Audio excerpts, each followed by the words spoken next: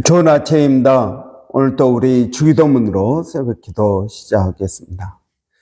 하늘에 계신 우리 아버지의 이름이 거룩히 여김을 받으시오며 나라가 임하옵시며 뜻이 하늘에서 이루어지는 것 같이 땅에서도 이루어지이다.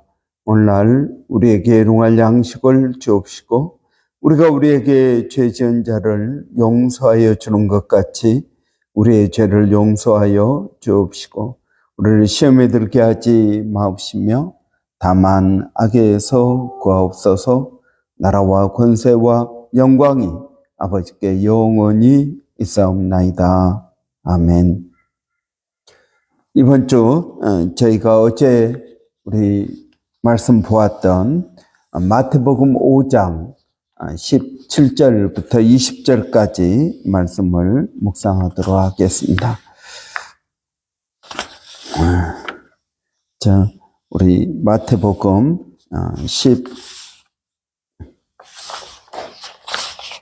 15장 우리 7절부터 17절부터 보겠습니다. 내가 율법이나 예언자들의 말을 폐하러 온 줄로 생각하지 말아라. 폐하러 온 것이 아니라 완성하러 왔다. 내가 진정으로 너희에게 말한다. 천지가 없어지기 전에는 율법은 1.1획도 없어지지 않고 다 이루어질 것이다. 그러므로 누구든지 이 계명 가운데 아주 작은 것 하나라도 어기고 사람들은 그렇게 가르치는 사람은 하늘나라에서 아주 작은 사람으로 일컬어질 것이요 또 누구든지 계명을 행하며 가르치는 사람은 하늘나라에서는 큰 사람이라고 일컬어질 것이다. 내가 너희에게 말한다. 너희의 의가 율법 학자들과 바리새파 사람들의 의보다 낫지 않으면 너희는 하늘나라에 들어가지 못할 것이다. 아멘. 이런 예수님께서 이 땅에 오신 목적 가운데 여러 가지가 있지만 그 가운데 하나 가장 큰 것은 이 구약을 성취하기 위해서 오셨다 하는 것입니다. 여러분 이 구약을 성취하러 오셨다. 17절에 보면 내가 율법이나 예언자들의 말을 폐하러 온 것이 아니다. 사람들은 예수님께서 안식일을 지키지 않으니까 마치 율법을 폐하는 사람처럼 보였다 하는 것입니다. 안식일에 병자를 고치고 또 안식일에 제자들이 이렇게 밀 이삭을 비벼서 먹기도 하고 그리고 손을 씻지 않고 음식을 먹기도 하고 또 죄인들과 같이 어울려 지내는 걸 보니까 예수님은 하나님에게서 온 사람이 아니다. 예수님은 율법을 폐하는 사람이다. 이런 오해를 받은 것입니다.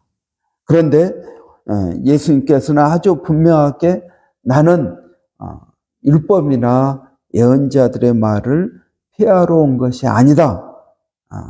완성하러 왔다. 1.1획도 없어지지 않고 다 이루어질 것이다. 이 말씀을 강조하고 있습니다. 여러분, 특별히 이 본문 말씀은 예수님께서 구약을 어떻게 보고 계신 그리고 예수님께서 이 땅에 오셔서 하시는 그 사역이 어떤 것인지를 말씀해 주고 있는 것입니다. 여러분, 예수님께서 이 땅에 오셔서 하시고자 하시는 사역, 그것은 구약을 성취하는 것이다. 여러분, 율법이나 예언자들은 구약 전체를 말하고 있는 것입니다.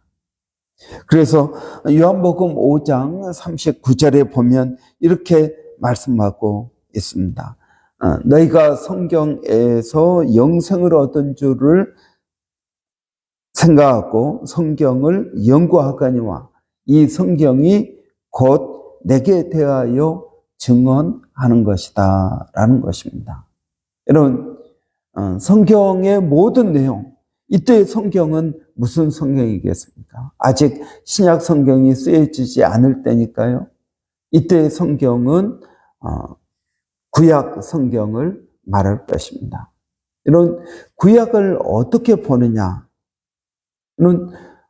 이슬람도 모세오경을 믿습니다.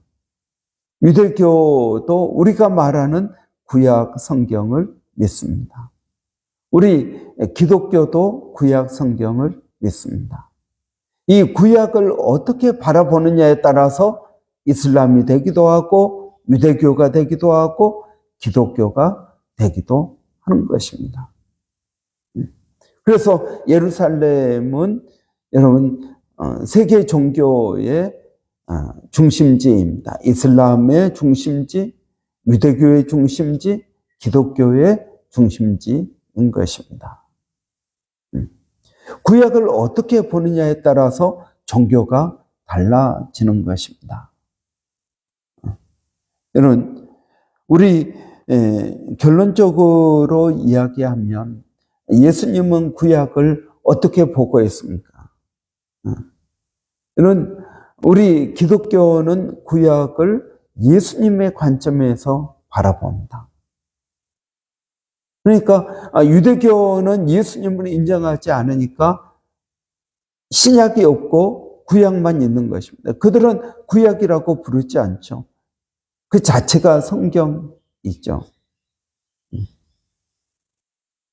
그러나 여러분, 우리 기독교에서는 우리가 기독교 카톨릭이라든지 우리 개신교라든지 또 이 기독교 안에 콥틱이라든지 러시아 종교라든지 하는 이 모든 기독교의 종파들은 다 예수 그리스도의 관점에서 성경을 바라보는 것입니다. 구약을 해석하고 바라본다. 어떻게 바라봅니까? 예수님께서 성취하셨다. 구약을 성취하기 위해서 이 땅에 오신 것으로 우리는 믿습니다. 그리고 예수님이라는 이 색안경을 끼고 구약 성경을 바라보는 사람들이 기독교인들인 것입니다.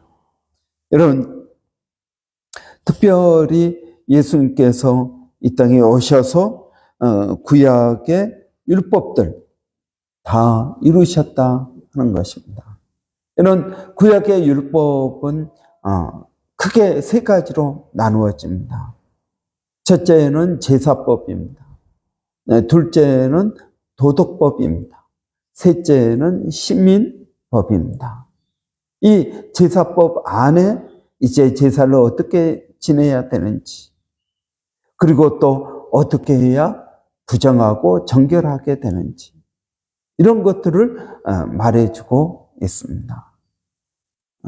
또 도덕법은 도둑질하지 말라, 살인하지 말라, 여러 가지 이러한 법들을 규정하고 있습니다. 시민법은 시민으로서, 유대인으로서 어떻게 해야 되는지, 절기를 어떻게 지켜야 되는지, 또 할례를 어떻게 받아야 되는지, 이러한 내용들을 가르치고 있습니다. 이런 먼저 예수님께서 구약의 율법이나 예언자들을 폐하러 온 것이 아니다. 그러면 여러분, 제사법도 없어지지 않은 것입니다. 도덕법도 없어지지 않은 것입니다. 시민법도 없어지지 않은 것입니다. 우리는 여전히 구약 성경을 우리는 우리의 성경으로 믿고 있습니다. 하나님의 말씀입니다. 구약은 필요 없는 것이 아닙니다. 구약은 여전히 필요합니다. 우리는 구약을 통해서 신약을 깨닫게 됩니다. 구약을 읽지 않고 신약만 읽는다면 우리는 하나님의 그 온전하신 뜻을 다 알 수가 없습니다. 그래서 여러분, 우리는 여전히 구약을 읽고 우리는 구약을 통해서 하나님의 은혜를 깨닫고 살아가게 되는 것입니다. 여러분, 먼저 우리가 보면은, 여러분, 구약의 율법은 어떻습니까? 제사법. 우리는 제사법을 여전히 우리는 제사법을 지킵니까? 아니요, 그렇지 않습니다. 우리는 예수님께서 제사의 그 모든 법을 다 이루셨다라고 믿습니다. 지금 유대인들은 구약의 제사를 지냅니까? 아니요, 지내지 않습니다. 왜냐하면 성전이 없기 때문에 그렇습니다. 그런데 저는 어떤 그리스도인들 가운데 어떤 사람들은 여전히 예루살렘에 성전이 세워져야 된다고 말하는 사람들을 보았습니다. 여러분, 성전은 왜 필요합니까? 성전은 제사를 지내기 위한 곳입니다. 그런데 성전을 지어야 된다면 예수님께서 하신 십자가에서의 죽음, 우리는 그것을 완전한 제사라고 믿습니다. 그러면 이 완전한 제사가 불완전하다는 이야기입니다. 그래서 우리는 예루살렘으로 돌아가서 제3의 성전을 지어야 된다고 주장하는 사람들을 보았습니다. 아니요, 여러분, 그렇지 않습니다. 제사가 필요하다면 예수님의 십자가는 무의미한 것입니다. 우리는 예수 그리스도의 십자가가 단번에 완전한 제사였다고 믿습니다. 히브리서에서 그렇게 말씀하고 있습니다. 그래서 우리는 더 이상의 제사를 지낼 필요가 없습니다. 우리는 예수 그리스도의 십자가, 예수 그리스도의 이 십자가를 믿는 사람들은 다 구원을 받는 사람들이요. 우리가 예수를 믿고도 죄를 지을 때마다 우리는 예수 그리스도의 십자가 앞에 나아가서 우리의 죄를 고백합니다. 여러분, 이것이 예수님께서 십자가에서 행하신 진정한 의미인 것입니다. 또 여러분, 어떤 사람들은 여전히 우리가 절기를 지켜야 된다고 말합니다. 여러분, 이단들 가운데 유월절을 지켜야 된다라고 주장하는 이단들이 있습니다. 또 어떤 사람들은 안식일을 여전히 지켜야 된다라고 주장합니다. 그래서 여러분, 제7 안식일을 지켜야 된다라고 말합니다. 십계명이 있는데 이 십계명 가운데 그리스도인들이 유일하게 지키지 않는 이 계명은 안식일을 지키지 않는 것이다. 그래서 왜 안식일을 안 지키느냐? 구약은 여전히 우리에게 중요하고 십계명대로 우리는 여전히 살아야 된다라고 주장합니다. 여러분, 유월절을 우리가 왜 지켜야 됩니까? 초막절을 왜 지켜야 됩니까? 여러분, 초막절이나 유월절이나 이 모든 것들은 무엇을 가리키고 있습니까? 예수 그리스도의 십자가의 은혜를 가리키고 있는 것입니다. 유월절의 의미가 무엇입니까? 이스라엘 백성들이 출애굽할 때 그 양의 피를 문설주에 바르면 죽음의 영이 지나갔다. 그래서 유월절입니다. 지나갔다라는 뜻입니다. 구원받았다라는 것입니다. 이스라엘 백성들이 구원받은 날이 유월절입니다. 여러분, 우리에게는 이 유월절을 우리가 기억하고 감사하는 것이 무엇입니까? 저는 주일 예배라고 믿습니다. 주일 예배 때 우리는 구원의 기쁨을 기억하고 감사하고 누리는 것입니다. 여러분, 이것이 하나님의 뜻인 것입니다. 유월절. 여러분, 그것은 굳이 말하면 주일입니다. 안식일을 여러분 우리가 지켜야 됩니까? 아니요, 여러분, 우리는 안식일을 지키지 않습니다. 왜 그렇습니까? 우리는 예수 그리스도께서 이 안식의 진정한 의미를 이루셨다라고 믿습니다. 여러분, 안식일은 그냥 쉬는 날이 아닙니다. 안식일의 진정한 의미는 회복입니다. 그래서 예수님께서는 병든 사람을 안식일에 고치십니다. 왜요? 그것이 안식일의 진정한 의미입니다. 회복되었다라는 것입니다. 여러분, 우리가 예수 그리스도를 믿을 때 우리는 하나님의 안식 안에 참여한 자가 되는 것입니다. 우리는 예수님 안에서 진정한 안식을 누립니다. 수고하고 무거운 짐진 자들아 다 내게로 내가 너희를 편히 쉬게 하리라 라고 말씀하십니다. 그래서 여러분, 우리는 이 땅에서 안식을 누립니다. 그 안식이 아직 온전하지는 않습니다. 하나님의 나라가 완전하게 임하지 않았기 때문에 그렇습니다. 그러나 여러분, 우리가 예수 그리스도 안에서 물질로 인한 어려움 또는 여러 가지 우리의 건강에 대한 어려움, 이러한 많은 어려움 가운데 살아가지만 그리스도 안에 있을 때 우리는 참 평안을 누리게 되는 것입니다. 여러분, 예수님께서 주시는 그 평안을 누리는 것이 안식입니다. 그래서 여러분, 우리는 안식일을 따로 지키지 않습니다.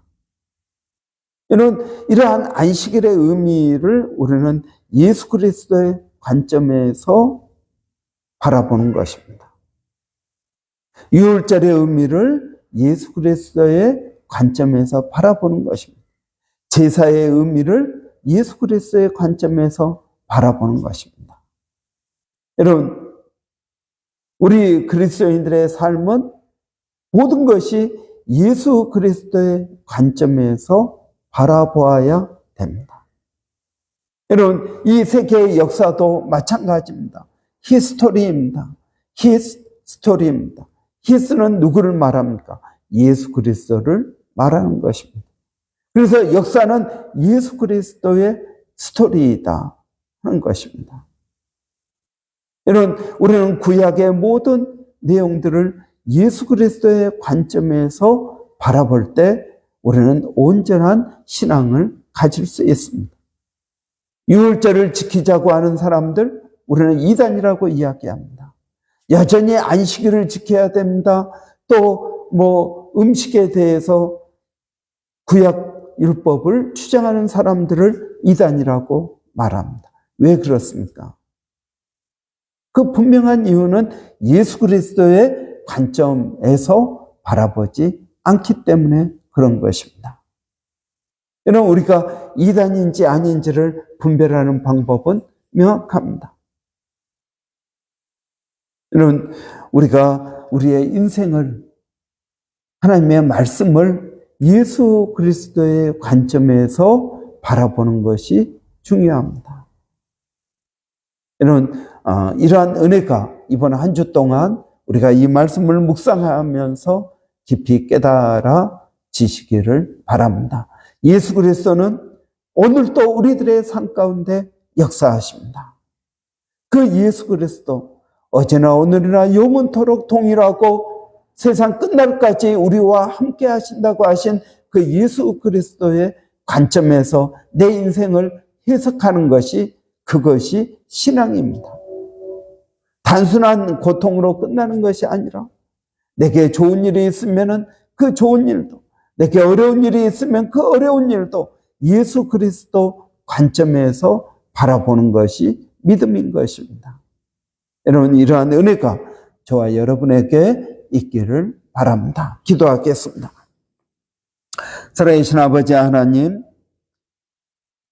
우리가 알지 못하던 때에 예수 그리스도 안에서 우리를 택하시고 부르시고 우리에게 구원의 은혜를 더하여 주시니 감사합니다.